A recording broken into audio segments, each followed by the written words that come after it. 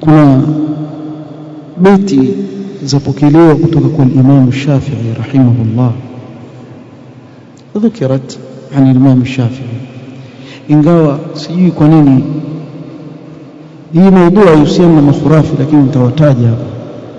Wakizitoa hizi beti wapenda kupamba pamba. Nakumbuka sisi tukiwa wadogo tukiamba, siku moja Imam Shafi'i alikuwa yatembea sokoni, akaona mguu wa mwanamke, hebu tartibuni kumsingizia Imam Shafi'i. Hajafanya hivyo. Imam Shafi'i kama wewe, la. Kisha akaenda nyumbani akihifadhi na zingi, akaenda kwa mwalimu wake Wakia, mbona wewe unahifadhi zingi na mimi nilikuwa nahifadhi? Si kweli. Ni beti tu zapokelewa, wataja kuwa zanasibishwa na Imam Shafi'i, lakini sio kwa mfanya madhambi. Anataka kujua tu, kama vile huyo mwenzake hapa ameuliza kitu gani cha saidia katika hifadhi, mbona wewe hifadhi zaidi? Kwa Wakia alikuwa na hifadhi. Kuna maradhi mmeyasahau jina, na jina refu hivi Kiingereza. Mimi nafikiri kuna baadhi ya salaf walikuwa nayo maradhi hayo, ukishikwa nao ukisikia kitu chochote wakihifadhi. Kuna maradhi fulani mmoja nikikumbuka nitakuja kuwatajia siku moja inshallah. Naweza kusema maradhi mimi natamani, si kwa mgonjwa juu ya kitanda, kichwa chako kinahifadhi. Ndio maana kuna baadhi ya salaf wanavyohifadhi, walikuwa wakiingia sokoni waziba masikio, kwa sababu atahifadhi bei za vitunguu, tomato, nyanya, za ngapi, atahifadhi vitu hivyo. Kwa hiyo waziba masikio, apita sokoni hiyo, kwa sababu kila anachokisikia hasahau.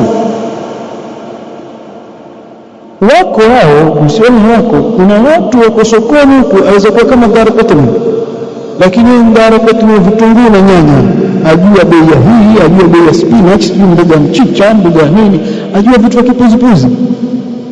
Hakuitumia ile akili yake katika kuelekea kwenye kuhifadhi ilmu. Ama hamjaona watu hao? Wako watu kuna mwenye. Sasa Imam Shafi'i kuna beti zinazonasibishwa, shakautu ila Waki' su'a hifdhi fa arshadani ila tarki al-ma'asi, nilimshtakia Waki' ubovu wa hifdhi yangu pamoja na Imam Shafi'i. Ndio maana hizo beti zanasibishwa na yeye, lakini ukisoma tarjuma ya Imam Shafi'i hakuwa hivyo. Al-Imam Shafi'i Muwatta al-Imam Malik ahifadhi kwenye usiku mmoja. Nani anaweza kufanya usiku mmoja ahifadhi Muwatta yote?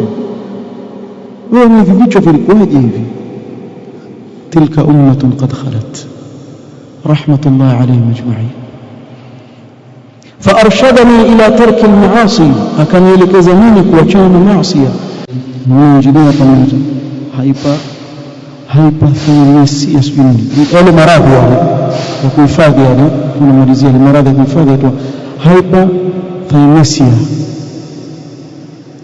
Usiniulize unaweza vipi kuitamka hivyo, nimefabilia hapa naangalia hyperthyroidism itwa hivyo. Nenda kaangalia ya maradhi mazuri sana, wallahu musta'an. طيب nafikiri mtasimamia hapa inshallah. zaidi ni kumwomba Allah subhanahu wa ta'ala yanfa'ana ma 'allamana wa yazidana ilma.